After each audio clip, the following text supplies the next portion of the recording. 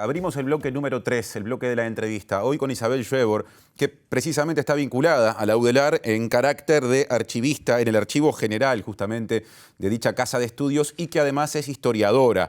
Isabel, bienvenida a TV Ciudad. Hola. Hola, muchas gracias por la invitación. Bien, es un gusto recibirte y poner, antes de comenzar a dialogar, en contexto la entrevista, en contexto quiero decir, una entrevista que está vinculada con la divulgación en los últimos tiempos de, yo diría, dos conjuntos de actas obtenidas en tribunales de honor realizados a militares. Más recientemente, un tribunal del año 2006 realizado al ex militar Gilberto Vázquez, y antes, esto se conoció hace ya más de un año, el año pasado, actas que en su momento se habían completado tras declaraciones en un ámbito similar de José Nino Gavazo. Esto, naturalmente, Sí. los dos hechos hoy se superponen, generan distintos debates políticos. ¿Qué mirada, desde tu, digamos, calidad de archivista, es decir, qué mirada técnica aportás en paralelo con esta discusión a modo de primera reflexión?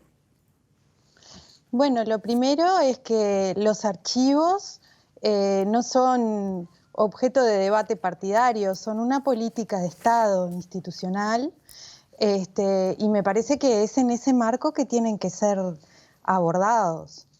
A mí me impactó mucho esta discusión que se dio en los últimos días, porque a diferencia de otros contextos, muchos actores de muy diversas tendencias del sistema político han mostrado una fuerte intención de que es necesario abrir los archivos. O sea, inclusive han debatido entre ellos quién ha estado más a favor de abrir los archivos, quién ha hecho más acciones en torno a esto. Entonces, para los que venimos de este ámbito y hemos reclamado históricamente la necesidad de establecer procedimientos claros, técnicos, rigurosos, en relación a generar una apertura de los archivos en Uruguay, bueno, globalmente es bien recibido el hecho de que pareciera que están todos a favor de que esto se tenga que llevar adelante, digamos, ¿no? Si dejamos de lado estas reflexiones o estas discusiones cargadas de la cuestión política y pasamos a lo que decías, de esa necesidad, mencionaste inclusive o usaste inclusive la expresión política de Estado, ¿entendés que este puede ser un punto de inflexión para que efectivamente haya a futuro regulaciones que permitan que con el tiempo Uruguay tenga una política de Estado en ese sentido?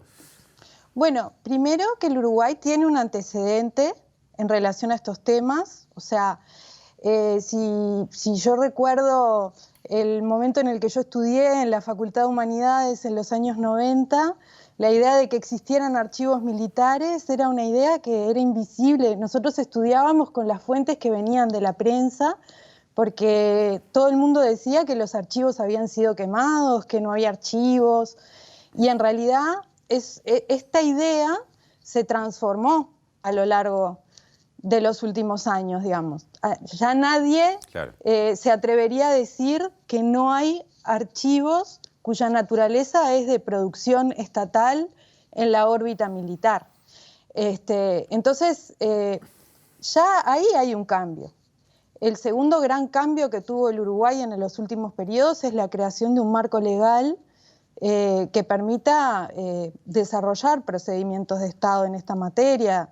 Sin ir más lejos, la Ley de Acceso a la Información, la ley que crea el Sistema Nacional de Archivos, la Ley de Protección de Datos Personales. Son una trilogía de leyes que a lo que apuntaron fue justamente a promover un marco legal para que hubiera una institucionalidad en Uruguay que llevara a cabo estos planes.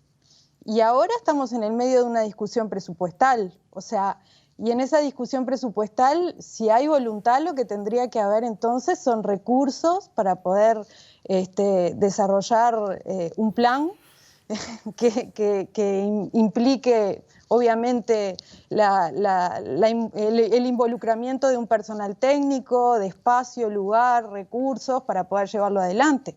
Claro. Para mí, ese es el paso que hay que dar. Bien, o sea que de tus palabras se desprende que en términos de normativa que establezca claramente el derecho en el acceso a la información, la obligación de recopilar esa información, esto es, de tener archivos ordenados, de alguna manera ya está. Es decir, ahora hay que dotar de recursos.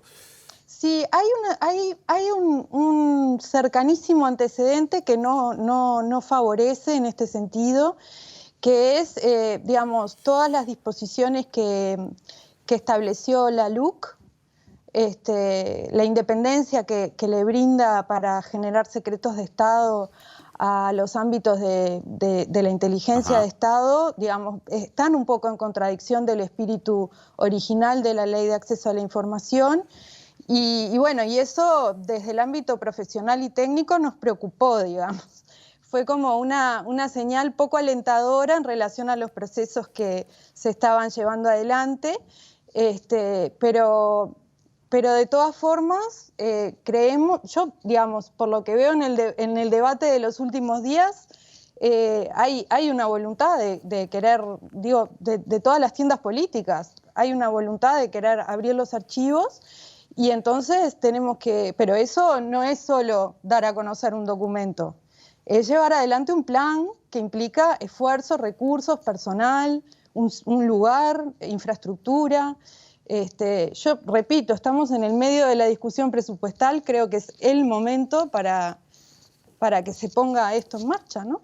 Se me ocurre preguntarte por lo menos algunos archivos, porque en realidad archivos públicos o vinculados con actividades del Estado hay muchos. Los vinculados con la actividad desarrollada por militares son una parte y los vinculados con la actividad desarrollada por militares en dictadura o vinculados a la represión, pero ya en democracia, por ejemplo, en estos tribunales, son todavía una parte menor. Y muchas veces cuando se entra en esa parte menor, pero tan sensible, hay quienes dicen, ojo con lo que se encuentra ahí, sobre todo cuando en algunos casos, más allá de lo que pasó con estas actas, pueden haber actuado servicios de inteligencia, puede haber operaciones de contrainteligencia. Entonces, ¿qué pasa con la fiabilidad? Bueno, como yo te decía, hay un marco legal que justamente regula, por un lado, el acceso a la información y por el otro lado, la protección de datos personales. Lo que pasa es que para poner en práctica esto se necesita un personal técnico que pueda hacer una tarea, un plan de desclasificación desde el Estado, y eso no es sacando un expediente y dándolo a divulgar a través de la prensa. Eso es un plan que requiere de una infraestructura, de recursos técnicos, digamos. Claro, ¿qué rol le asignás a los mandos políticos, digamos, de las Fuerzas Armadas? Es decir, a los distintos elencos de gobierno que ha habido desde el comienzo de la democracia hasta aquí, al momento de avanzar en el acceso a estas informaciones, en, digamos, su clasificación, en su conservación, en la seguridad, que me imagino todo eso también requiere, porque estas son horas producto de la discusión política generada en la que parece haber acusaciones en ese sentido. Bueno, yo te puedo decir con respecto al tema de los archivos. Lo importante como premisa básica es que para que un archivo se haga público es necesario que no esté en manos de los organismos que fueron productores de esta información. O sea, es necesario un traslado a manos civiles, técnicas, que puedan hacer cumplir la ley. Uno de los grandes temas es por qué los mismos productores de esta información son los que regulan o no su acceso, si en realidad son parte interesada. La primera medida sana sería indicar un traslado, ¿no? Un traslado de custodia para que quienes no están directamente implicados con la producción de estas informaciones sean quienes técnicamente indiquen cuáles son los procesos de desclasificación de la misma. Eso sucede en todos los ámbitos. Sin duda, es un ámbito muy sensible que obviamente afecta a tareas de inteligencia de Estado que también están indicadas en la Ley de Acceso a la Información. Yo pensaba específicamente en este Tribunal de Honor que se dio a conocer en los últimos días a través de la prensa. Bueno, es un Tribunal de Honor que se produjo hace 15 años, que es el periodo que la ley indica por el cual deben ser desclasificadas las series documentales que fueron producidas en ese contexto, ¿no? Hay un plazo precaucional, que es el de 15 años, que este documento lo estaría cumpliendo junto a toda la serie de documentos que se produjeron en ese momento. Entonces, lo primero es que el mismo que produce la documentación no es quien debe generar los mecanismos de desclasificación. Eso tiene que ser trasladado tiene que haber un traslado de custodia. Ahí estamos hablando en particular del Ministerio de Defensa Nacional, de los dos lados del mostrador, supuesto. ¿digo bien? Sí, por supuesto. Tiene que haber un traslado de custodia a organismos competentes, con un personal técnico que, cumpliendo con la ley, se ocupe de elaborar justamente los procesos de desclasificación amparados por la ley. Y me parece que esa es la solución. Y después hay otro asunto que refiere específicamente a este tema, que es que una cosa es el tema de los archivos, que es un tema de Estado y que vale para este tema y vale para cualquier otro tema de información que se produce en la órbita estatal. Y otra cosa es el tema de las violaciones a los derechos humanos en el periodo de la dictadura militar, que también es un tema de Estado sobre el cual el Estado también tiene que dar respuesta. No necesariamente, aunque hagamos un proceso de desclasificación que se tiene que hacer, ahí vamos a encontrar la información de dónde están los uruguayos que hoy siguen desaparecidos. Eso quizás requiera otras políticas de Estado sobre las que también hay que actuar y sobre las que también hay que incidir. Pero quizás desclasificamos todo, damos a conocer todo lo que se produjo en el periodo de la dictadura, en el periodo inmediatamente posterior, y no es allí donde está esta información que nosotros también reclamamos saber por el derecho a la verdad, y porque además el Estado uruguayo tiene que cumplir con reclamos que se le han hecho a nivel internacional en esta materia.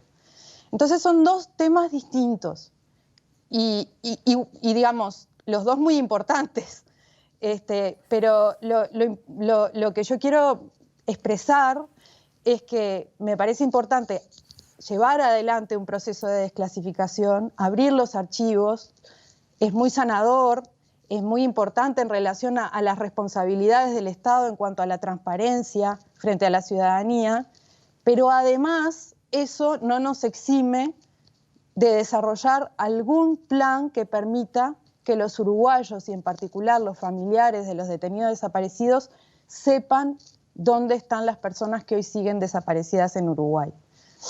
Volviendo al primero de esos dos temas, ¿no? La recolección o digamos, la sistematización de archivos en los que puede haber, por ejemplo, actas de tribunales de honor, su desclasificación. Recién decías, lo ideal sería que eso no quedara en el Ministerio de Defensa Nacional, es decir, que no lo tuviera bajo custodia el mismo organismo que de alguna manera está sujeto a determinados controles, por ejemplo, para saber si cumple con determinados estándares en la materia, sino que esto quedará en custodia de otro organismo, otra institución pública idónea.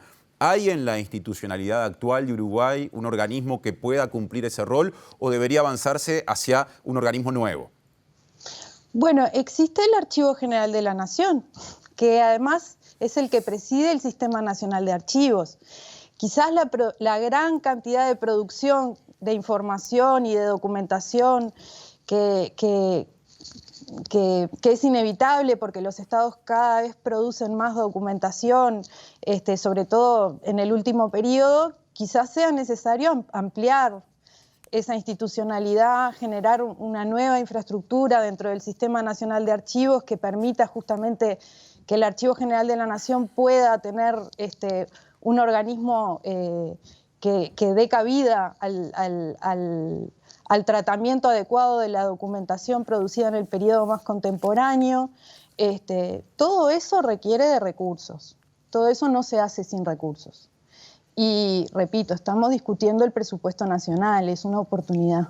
Sí, nos consta que tenés la inquietud de que aparte la cuestión de los archivos sea discutida científicamente. ¿Cómo lo podemos explicar de un modo sencillo para quienes no somos personas expertas? Esa discusión pendiente. Esa discusión pendiente es muy sencilla en realidad. Los documentos se producen en determinado contexto. Este contexto sirve a la administración desde nuestros expedientes en el trabajo hasta estos expedientes que se producen en el marco de investigaciones y en determinado momento dejan de tener una vida administrativa. Por ejemplo, este Tribunal de Honor ya falló hace más de 15 años o hace cerca de 15 años. Entonces, una vez que este procedimiento administrativo culminó, estos documentos pueden dejar de tener, dejar de tener una vida activa y pasar al ámbito de los archivos que tienen que poder ser consultados por la ciudadanía para muy diversos fines. Pueden ser los fines de la investigación, pueden ser los fines también del periodismo, pueden ser fines ciudadanos, pero lo importante es que estén disponibles. En la discusión política, y te lo pregunto para cerrar, Isabel, que se ha generado en los últimos días, también se ha usado como dardo desde distintos lugares políticamente al momento de intercambiar opiniones y acusaciones después de todo esto que se generó, lo de la existencia de pactos de silencio. ¿Entendés que en el acceso a la información vinculado a este tipo de documentación ha habido pactos que han dificultado el acceso y que todavía siguen actuando o operando o teniendo efectos? Y bueno, todos sabemos que han existido pactos políticos en Uruguay en momentos muy distintos al actual, ¿no? Eran momentos en los que el Uruguay estaba saliendo de una dictadura militar. Y yo creo que hay que terminar con esos pactos, hay que saber la verdad. Y eso solo se conoce con el derecho ciudadano de acceso a la información que produjo el Estado. Es una cosa que, por eso te digo, vuelvo a la discusión de los últimos días. Todo el mundo parece querer ser el que le brindó el documento, la información a la ciudadanía, a los familiares. Bueno, utilicemos esas consignas no para sacarnos partido dentro de cada sector, utilicémosla para que se sepa la verdad sobre los procesos históricos del Uruguay. Yo creo que hay que romper con ese pacto de silencio, que no le hace bien al Uruguay. ¿Quiénes son las personas vinculadas a ese pacto de silencio? Bueno, en primer lugar, si supiéramos quiénes son las personas que están eso es una pregunta que alguien del sistema político te lo podría responder y darte una actualización sobre eso. Yo, en ese sentido, no tengo una opinión, no estoy acá para hacer una acusación ante nadie. No tengo un compromiso, además, con respecto a eso. Pero tengo la percepción o la sensación que los actores que han hablado, a pesar de esas acusaciones de los últimos días, lo que han buscado es tratar de demostrar que ellos quisieron romper con ese tipo de situaciones, desde todas las tiendas políticas. Entonces, lo que yo le pido a los políticos hoy es que usen esa premisa para brindarnos a la ciudadanía la posibilidad de conocer la verdad sobre los procesos que han sucedido y la posibilidad de vivir en democracia de manera más moderna, sana, conociendo los procesos históricos, accediendo a los archivos, como sucede en cualquier Estado moderno. Hay que trabajar en ese sentido. Yo no estoy para asignarle culpas a nadie, no es mi función.